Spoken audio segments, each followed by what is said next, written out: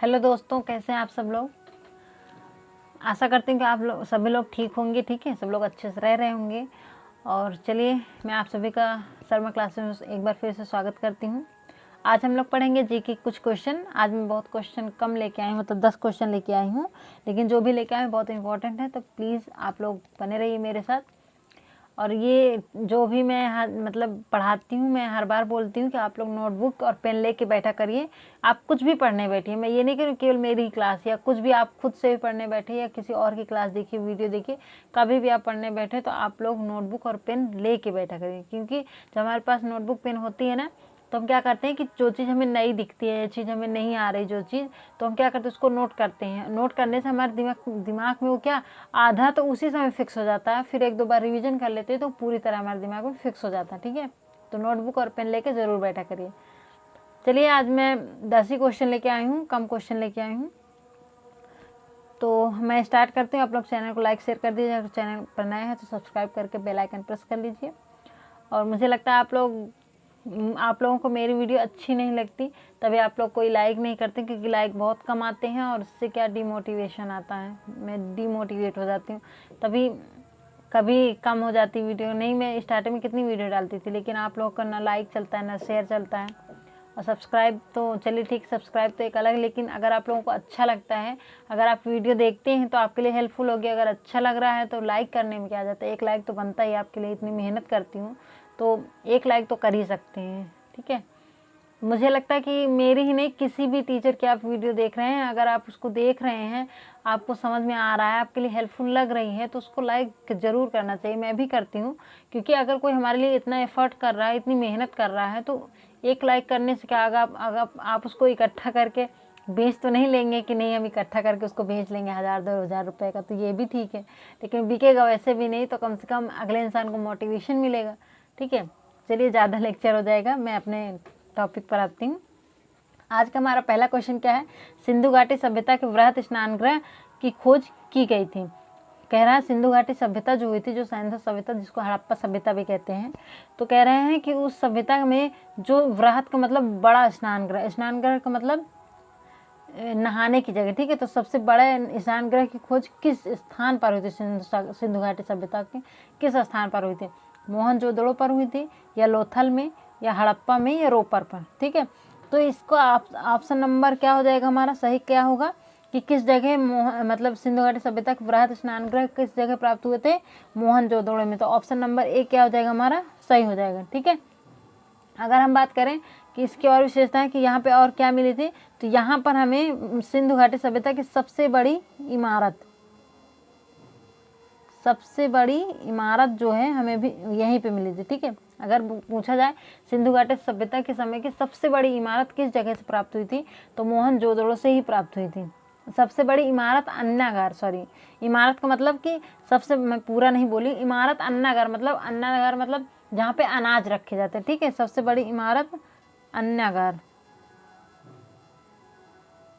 इमारत कौन सी इमारत थी, अन्नागार। ठीक है, सिंधु घाटी सभ्यता के समय सबसे बड़ी इमारत क्या थी, ये पूछा जाए तो क्या था, अन्नागार था। और ये कहाँ से प्राप्त हुआ था, मोहनजोदड़ो से। और सबसे बड़ा स्नानगृह कहाँ से प्राप्त हुआ था, वो भी मोहनजोदड़ो से प्राप्त हुआ था। ठीक है, अगर हम बात करें, यहीं पे और क्वेश्चन पूछे जाते हैं कि सर्वप्रथम हड़प्पा सभ्यता सिंधु सभ्यता के क्या स्वास्तिक चिन्ह कहाँ से प्राप्त हुआ था। सर्वप्रथम हड़प्पा सभ्यता में सर्वप्रथम स्वास्तिक चिन्ह कहाँ से प्राप्त हुआ था, तो वो भी कहाँ से प्राप्त हुआ था, मोहनजोदड़ो से। ठीक है, कहाँ से, मोहनजोदड़ो से। तो हम लोग क्या 3 चीज़ें पढ़ें, वृहत स्नानगृह कहाँ से प्राप्त होता, मोहनजोदड़ो से। अगर हम बात करें कि सबसे बड़ी इमारत जो अन्नागार है, जहाँ पे अनाज रखे थे, तो वो कहाँ से प्राप्त होता है, तो वो भी मोहनजोदड़ो से प्राप्त होता। और सर्वप्रथम हड़प्पा सभ्यता से ही जो स्वास्तिक चिन्ह मिले थे, वो कहाँ से मिले थे, तो वो भी कहाँ मिले थे हमें, मोहनजोदड़ो से। ठीक है, हड़प्पा सभ्यता से एक क्वेश्चन और पूछा जाता है, ये बहुत फेमस क्वेश्चन है, इंपॉर्टेंट भी है, कि हड़प्पा सभ्यता में जुते हुए खेत, ठीक है, कहाँ जुते हुए मतलब जो जोते हुए होते। ठीक है, जुते हुए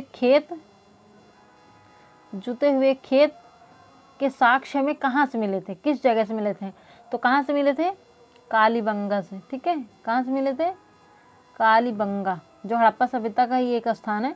तो कालीबंगा से हमें क्या मिले थे, जुते हुए खेतों के निशान मिले थे, साक्ष्य मिले थे। अगर पूछा जाए कि चावल के प्रथम साक्ष्य कहाँ से मिले थे? चावल के प्रथम साक्ष्य, चावल के प्रथम साक्ष्य कहाँ से मिले थे? तो वो मिले थे ये लोथल से। ठीक, ये सब सिंधु सभ्यता से रिलेटेड क्वेश्चन है। ठीक है, तो चावल के प्रथम साक्ष्य कहाँ से मिले थे? लोथल से मिले थे। जुते हुए खेत के साक्ष्य कहाँ से मिले थे? कालीबंगा से मिले थे। स्वास्तिक चिन्ह सर्वप्रथम कहाँ से मिले थे? मोहनजोदड़ो से मिला था। इमारत अन्यागार जो सबसे बड़ी इमारत थी वो कहाँ से मिले थे? वो भी मोहनजोदड़ो से मिली थी।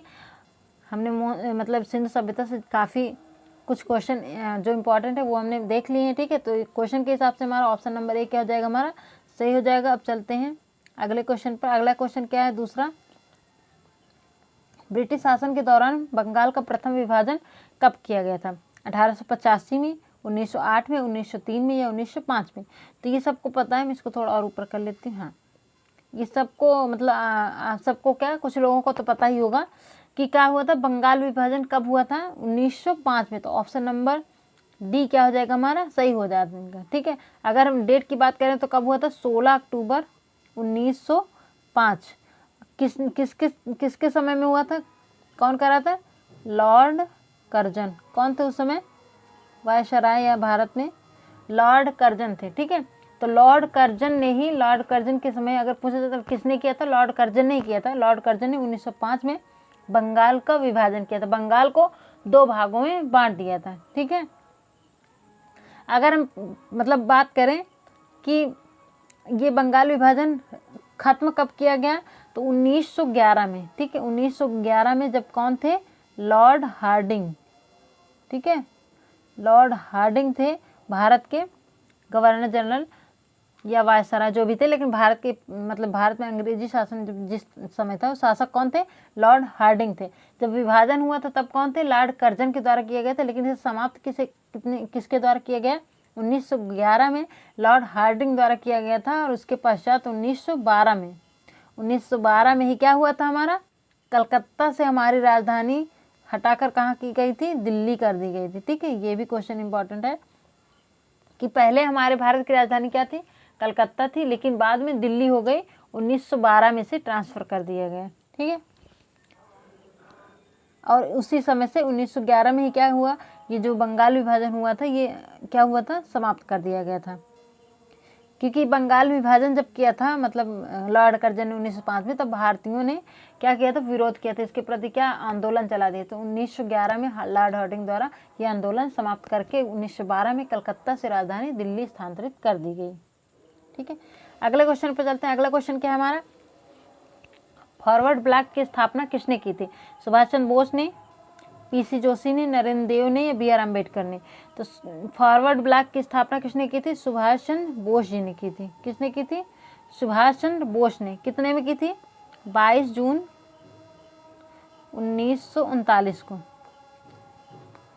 कब की थी? 22 जून 1939 को सुभाष चंद्र बोस जी द्वारा फॉरवर्ड ब्लॉक की स्थापना की गई थी।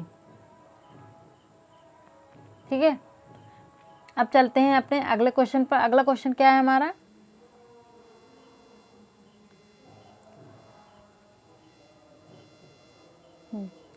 प्राचीन एक बात और मुझे बतानी थी, जो मैंने पिछली वीडियो में पढ़ाया था।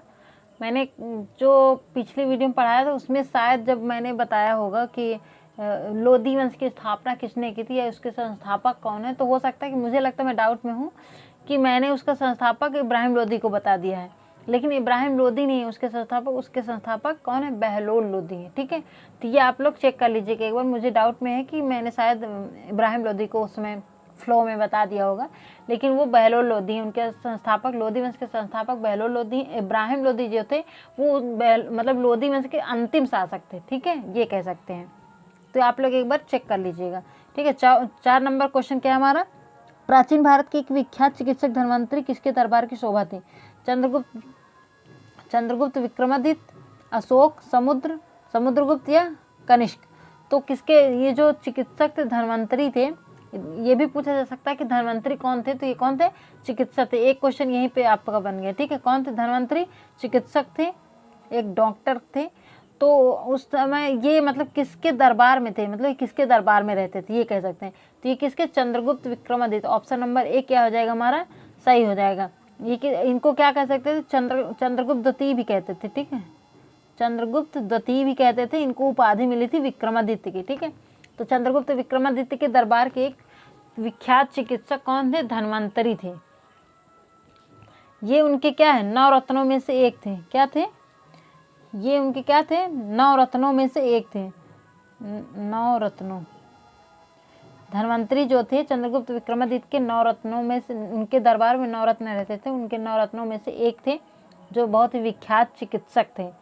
तो विक्रमादित्य ऑप्शन नंबर ए क्या हो जाएगा हमारा? सही हो जाएगा। अगर हम बात करें यहीं पे 9 रत्न और किसके दरबार में रहते थे, तो 9 रत्न किसके दरबार में थे? अकबर के दरबार में भी 9 रत्न रहते थे, याद होगा।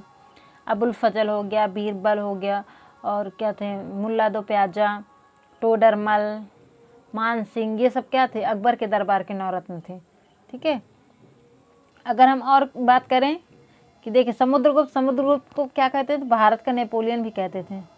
भारत का नेपोलियन, ये भी क्वेश्चन बहुत इंपॉर्टेंट है, ये पूछा जाता है हमेशा कि भारत का नेपोलियन किसे कहा जाता है? समुद्रगुप्त को। अशोक की बात करें तो ये कलिंग नरसंहार से कौन संबंधित है? कलिंग नरसंहार जो हुआ था वो किससे संबंधित है? वो किससे संबंधित है? अशोक ने ही कलिंग नरसंहार हुआ, तो उसमें इतना नरसंहार हुआ था कि उसको देखकर मतलब अशोक का क्या हो, मन विचलित हो गया इन सब से, और वो सब राजपाट त्याग कर उन्होंने क्या किया था? बौद्ध धर्म को अपना लिया था। बौद्ध धर्म की उन्होंने शिक्षा ली थी। किससे ली थी? उपगुप्त से। ये भी पूछा जाता है कि अशोक ने वो बौद्ध धर्म की शिक्षा किससे ली थी? तो उपगुप्त से ली थी। ठीक है, और कलिंग नरसंहार कब हुआ, मतलब किसके उसमें से हुआ था? किसके शासनकाल में? तो अशोक ने किया था। अब चलते हैं अगले क्वेश्चन पर। अगला क्वेश्चन क्या है हमारा? भारतीय राष्ट्रीय कांग्रेस की प्रथम महिला अध्यक्ष कौन थी? भारतीय राष्ट्रीय कांग्रेस की प्रथम महिला अध्यक्ष कौन थी? अगर हम भारतीय राष्ट्रीय कांग्रेस की बात करें तो इसकी स्थापना कब हुई थी? 1885 में A.O. ह्यूम द्वारा की गई थी। कब की गई थी? A.O. ह्यूम द्वारा 1885 में भारतीय राष्ट्रीय कांग्रेस की स्थापना की गई थी। अगर हम इसकी बात करें, इसके प्रथम अध्यक्ष, जो प्रथम अधिवेशन हुआ था 1885 में, उसकी अध्यक्षता किसने की थी? W.C. बनर्जी ने। किसने की थी? W.C. बनर्जी ने। और कहाँ हुआ था ये? कलकत्ता में। ठीक है, नहीं सॉरी, मुंबई में हुआ था। मुंबई में, कलकत्ता में दूसरा वाला हुआ था, मुंबई में।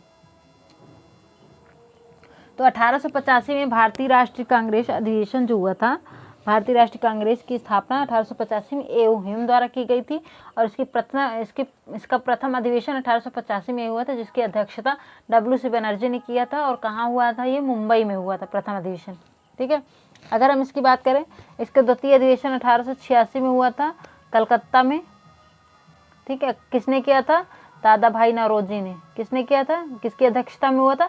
दादा भाई नौरोजी की अध्यक्षता में। दादा भाई नौरोजी क्या कहते हैं? The great old man of India, या वयोवृद्ध पुरुष कहते हैं। भारत को वयोवृद्ध पुरुष भी कहते हैं। किसको? नौरोजी को। अगर हम बात करें, एक क्वेश्चन नौरोजी जी आ गए तो इनके बारे में एक क्वेश्चन और मतलब बात कर लेते हैं। अब याद आ गया तो बता देती हूँ। एक इम्पॉर्टेंट क्वेश्चन ये भी पूछा जाता है कि भारत के जो प्रथम प्रति व्यक्ति आय जो ज्ञात की थी, वो किसने ज्ञात की थी? नौरोजी जी ने। दादा भाई नौरोजी ने ही भारत के जो प्रथम प्रति व्यक्ति आय जो की गणना की थी, वो किसने की थी? दादा भाई नौरोजी ने। कितने रुपए? 20 रुपए प्रति व्यक्ति आय उन्होंने बताई थी। कितनी बताई थी नौरोजी जी ने? 20 रुपए प्रति व्यक्ति की आय की गणना की थी सर्वप्रथम भारत के वो दादा भाई नौरोजी जी ने। ठीक है, अब हम चलते हैं अपने क्वेश्चन पर। हमारा क्वेश्चन क्या है कि भारतीय राष्ट्रीय कांग्रेस की प्रथम महिला अध्यक्ष कौन थी? तो जब पूछेगा प्रथम महिला अध्यक्ष कौन है, तो एनी बेसेंट हो जाएंगी। ठीक है, तो ऑप्शन नंबर डी क्या हो जाएगा हमारा? सही हो जाएगा। लेकिन ये शायद तृतीय अधिवेशन में आई थी। ठीक है, तृतीय अधिवेशन जो हुआ था भारतीय राष्ट्रीय कांग्रेस का, उसमें शायद इन्होंने अध्यक्षता की थी। जब देखिए क्वेश्चन में थोड़ा सा ही परिवर्तन होता है, लेकिन क्वेश्चन का आंसर बदल जाता है। ठीक है, जैसे कह रहा है प्रथम महिला अध्यक्ष कौन है, तो एनी बेसेंट हैं। ठीक है, अगर पूछेगा कि प्रथम भारतीय महिला अध्यक्ष कौन है, तो कौन होंगी? सरोजनी नायडू होंगी। कौन होंगी? सरोजनी नायडू। प्रथम महिला अध्यक्ष पूछेगा तो एनी बेसेंट होगा, लेकिन प्रथम भारतीय महिला अध्यक्ष पूछेगा तो कौन बनेंगे? सरोजनी नायडू, जिन्होंने कहाँ? कानपुर अधिवेशन की अध्यक्षता की थी। ठीक है, कानपुर अधिवेशन की अध्यक्षता किसने की? सरोजनी नायडू ने की थी, जो भारतीय राष्ट्रीय कांग्रेस की प्रथम भारतीय महिला अध्यक्ष बनी थी। अध्यक्षा बनी थी, ठीक है, ये कह सकते हैं भारतीय महिला। और अगर महिला नहीं, भारतीय नहीं दिया गया तो प्रथम महिला की बात केवल कर रहा है तो ये एनी बेसेंट होंगे। और अगर केवल ये कह रहा है, अगर ये भी कह रहा है कि प्रथम अंग्रेज अध्यक्ष या ब्रिटिश अध्यक्ष कौन बना, तब भी श्रीमती एनी बेसेंट ही थी, ये एक लेडी थी, ठीक है। तो ऑप्शन नंबर डी क्या हो जाएगा हमारा, सही हो जाएगा।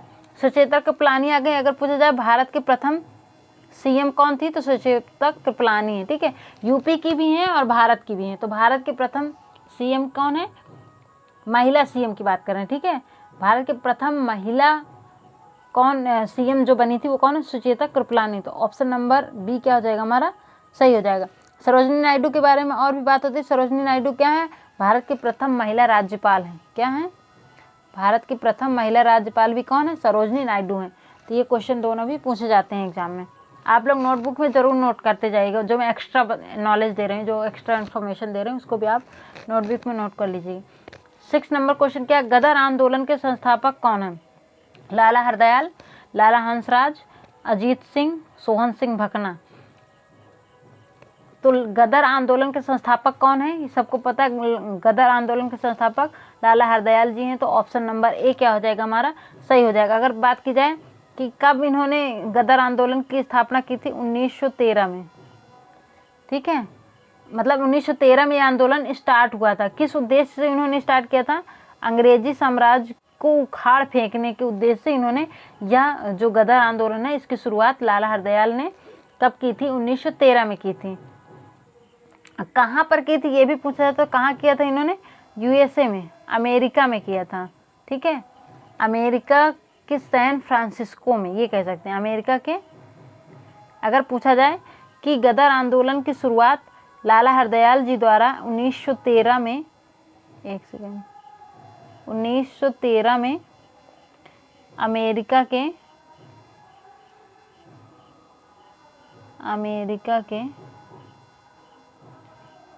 के सैन फ्रांसिस्को में,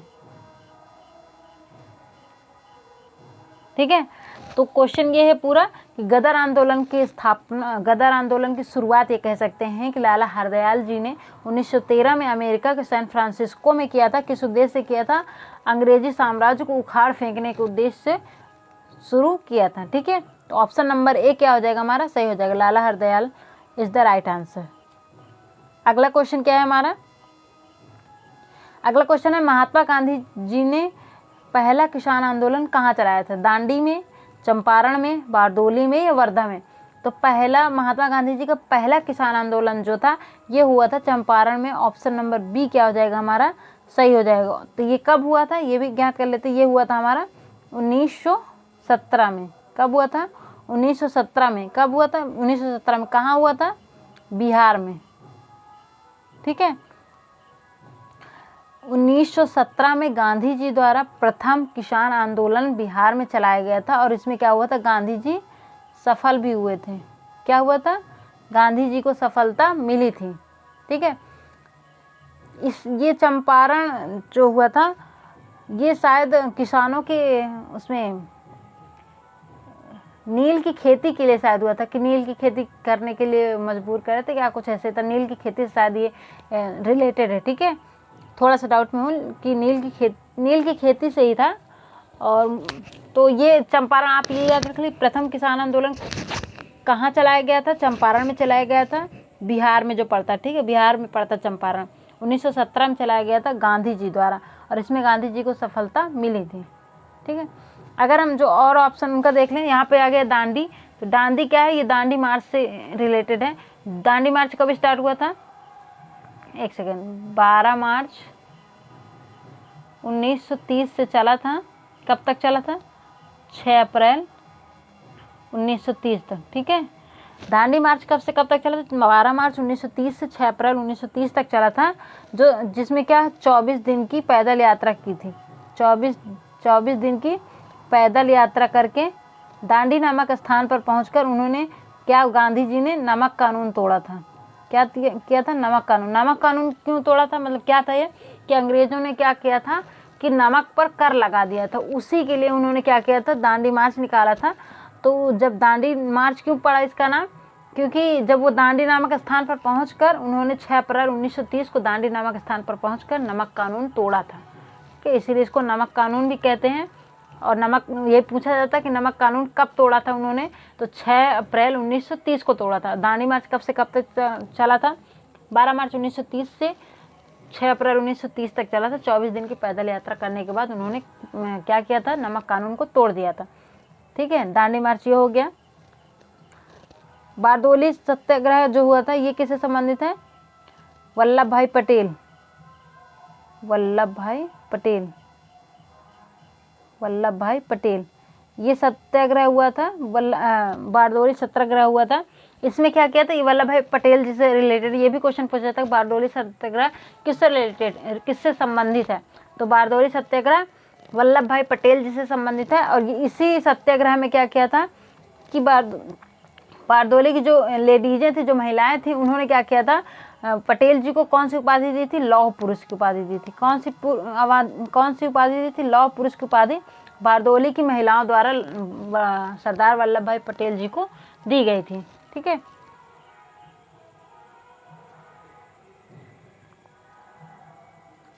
अब चलते हैं अगले क्वेश्चन पर। अगला क्वेश्चन क्या है? दागना पद्धति और चेहरा का प्रारंभ किसने किया था? अलाउद्दीन खिलजी। में चारों ऑप्शन कर लेती हूँ। दागना पद्धति या चेहरा का प्रारंभ किसने किया था? अलाउद्दीन खिलजी, अकबर, इब्राहिम लोदी या खिजर खान। ये चारों ही जो ऑप्शन दिए ये दिल्ली सल्तनत से रिलेटेड है। ठीक है, मैंने उस दिन दिल्ली सल्तनत का जिक्र किया था, किसी क्वेश्चन में था। ठीक है, पिछली वीडियो में। दागना पद्धति और चेहरा का प्रारंभ किसने किया था? अलाउद्दीन खिलजी ने किया था। ऑप्शन नंबर ए क्या हो जाएगा हमारा? सही होगा। ये किस वंश से थे? खिलजी वंश थे। ये किस वंश से रिलेटेड है? खिलजी वंश से रिलेटेड है, अलाउद्दीन खिलजी। तो इन्होंने ही क्या किया था? दागना पद्धति और चेहरा का प्रारंभ किया था। मतलब ये था कि दागना पद्धति क्या थी? कि घोड़ों को दागना, जो मतलब हष्ट पुष्ट और अच्छे घोड़े होते, जो युद्ध के लिए तैयार किए जाते थे, युद्ध के लिए काबिल होते थे, जो हष्ट पुष्ट होते थे, उनको क्या किया जाता था कि दाग देते थे, कि उनको पहचान बना देते थे। ठीक है, तो पहचानने के लिए क्या करते थे? उन घोड़ों को दागते थे। तो यही क्या है? दागना पद्धति का मतलब यही क्या है? एक दागना पद्धति। इसकी शुरुआत किसने की थी? अलाउद्दीन खिलजी ने की थी। ठीक है, इसने ही क्या किया था? नगद वेतन की शुरुआत की था। अगर पूछा जाए नगद वेतन की शुरुआत किसने की थी? नगद वेतन की शुरुआत किसने की थी? अलाउद्दीन खिलजी ने ही की थी। ठीक है, चेहरा में क्या है? ये मुखौटा लगवाते थे कि कोई पहचान ना पाए कि कौन है। ठीक है, तो चेहरा का प्रारंभ और दागना पद्धति या नगद वेतन की शुरुआत किसने की थी? अलाउद्दीन खिलजी ने की थी। अब अगर हम बात करें इब्राहिम लोदी कौन थे? लोदी वंश का अंतिम शासक था। ठीक है, लोदी वंश का अंतिम शासक था। इसी को मारकर क्या होती? मुगल वंश की स्थापना किसने की थी? बाबर ने की थी। ठीक है, बाबर ने 326 ईसा पूर्व में मुगल वंश की क्या स्थापना की थी? बाबर और इब्राहिम लोदी के बीच 1526 में कौन सा युद्ध हुआ था? पानीपत का प्रथम युद्ध हुआ था, जिसमें इब्राहिम लोदी की हार हुई थी। बाबर विजयी हुए थे। उसके बाद उन्होंने क्या किया? दिल्ली सल्तनत का अंत करके मुगल वंश की स्थापना की थी। ठीक है, अब चलते हैं हम अगले क्वेश्चन पर। अगला क्वेश्चन क्या है हमारा? बड़ा कर लेती हूँ मैं। हाँ, 9वां नंबर क्वेश्चन क्या है? शुंग राजवंश की स्थापना किसने की थी? अशोक ने, संघमित्रा ने, वाशमित्रा या पुष्यमित्र शुंग ने? तो शुंग वंश की स्थापना किसने की थी? पुष्यमित्र शुंग ने की थी। तो ऑप्शन नंबर डी क्या हो जाएगा हमारा? सही हो जाएगा, पुष्यमित्र शुंग ने। अशोक ने नहीं की थी। ठीक है, अशोक ने नहीं की थी। अशोक का मैंने बताया कलिंग युद्ध से संबंधित है। पुष्यमित्र शुंग कौन था? अगर हम बात करें तो ये किस वंश से संबंधित है? ये अगर मतलब ये सभी क्या थे? ये मौर्य वंश के बाद आते गए। ठीक है, अगर हम बात करें कि मौर्य वंश के अंतिम शासक कौन थे? मौर्य वंश के अंतिम शासक कौन थे? बृहदत्त थे। और बृहदत्त को ही मार कर ये, ठीक है, बृहदत्त को ही मारकर क्या पुष्यमित्र शुंग ने शुंग वंश की नींव डाली थी। कब डाली थी? पुष्यमित्र शुंग ने बृहदत्त को मारकर जो मौर्य वंश का अंतिम शासक था। ठीक है, मौर्य वंश का अंतिम शासक बृहदत्त था, उसको मारकर पुष्यमित्र शुंग ने क्या किया था, शुंग वंश की नींव डाली थी। तो पुष्यमित्र शुंग क्या हुए, शुंग वंश के संस्थापक हो गए। तो ऑप्शन नंबर डी क्या हो जाएगा हमारा, सही हो जाएगा। पहले होता क्या था कि यही होता था कि युद्ध करते थे, राजा एक दूसरे से युद्ध करते थे, और जैसे कोई राजा हार गया तो उसके वंश का समाप्त करके उसके वंश को मार वर के और एक नए वंश के, अपने वंश की क्या नींव डाल देते थे, फिर उनका नाम चलता था। ठीक है, यही तो होता था पहले। पहले तो ये भी होता था कि पिता पुत्र को, मतलब पुत्र पिता को मरवा डालता था गद्दी में बैठने के लिए, भाई भाई को मरवा डालता था, यही होता था पहले। ठीक है, तो अब हम चलते हैं अपने अगले क्वेश्चन पर। अगला क्वेश्चन क्या है हमारा, ऑप्शन कह रहे हूँ, मतलब क्वेश्चन नंबर 10 है, जो आज का हमारा लास्ट क्वेश्चन है। मैंने बताया था कि मैंने आज 10 क्वेश्चन लिए हुए हैं। ठीक है, महान भक्त संत कबीर किसके शिष्य थे, रामानंद के, रामानुज के, चैतन्य के, या इनमें से कोई नहीं। तो महान संत जो कबीर थे, कबीर जी, वो किसके शिष्य थे, वो रामानंद के थे। तो ऑप्शन नंबर ए क्या हो जाएगा हमारा, सही हो जाएगा। अगर हम कबीर जी की बात करें तो इनका जन्म कब हुआ था, 1440 में वाराणसी में हुआ था। कहाँ हुआ था, वाराणसी में, वाराणसी में हुआ था। ठीक है, कबीर जी का जन्म कब हुआ था, 1440 में वाराणसी में हुआ था। एक विधवा के गर्भ से हुए थे। ठीक है, कहाँ हुए थे, विधवा के गर्भ से पैदा हुए थे कबीर जी। ठीक है, अगर हम बात करें कि ये किसके समकालीन थे, मतलब कबीर जी जो है ये किस शासक के, किस राजा के समकालीन थे, मतलब किस राजा के दरबार में रहते थे, तो ये रहते थे किसके, सिकंदर लोदी के, सिकंदर लोदी, जो कि क्या है, लोदी वंश का एक शासक है। ठीक है, तो कबीर जी किस राजा के समकालीन थे, किस राजा के दरबार में रहते थे, सिकंदर लोदी के दरबार में। इनका जन्म कब हुआ था, 1440 ईस्वी में वाराणसी में एक विधवा के गर्भ से हुआ था। ठीक है, अगर हम इनकी बात करें कि इनकी रचनाएं कौन कौन सी, ये हिंदी का है लेकिन कभी कभी पूछा जाता है। ठीक है, जब आई ही बात इनकी तो यहीं पर कर ही लेते, साखी, सबद और रामायणी, इनकी 3 फेमस रचनाएं हैं, साखी, सबद, रामायणी, जिनका तीनों का एक साथ संकलन करके क्या बना दिया गया है, बीजक। ठीक है, तो कभी बीजक के नाम से पूछा जाता है, कभी अलग अलग। साखी, सबद, रामायणी को एक ही में मिक्स करके क्या उसका नाम दे दिया गया है, बीजक। तो कबीर क्या है, कबीर की रचनाएं क्या है, साखी, सबद, रामायणी। इनके गुरु कौन थे, रामानंद जी थे। तो ऑप्शन नंबर ए क्या हो जाएगा हमारा, सही हो जाएगा। ठीक है, तो आज की क्लास हमारी यहीं पर समाप्त होती है। फिर मिलते हैं अगले दिन किसी नए टॉपिक के साथ, नए क्वेश्चनों के साथ, इम्पॉर्टेंट, जो कि बहुत इम्पॉर्टेंट या किसी एग्जाम में पूछे गए होंगे या एग्ज़ाम एक्सपेक्टेड होंगे।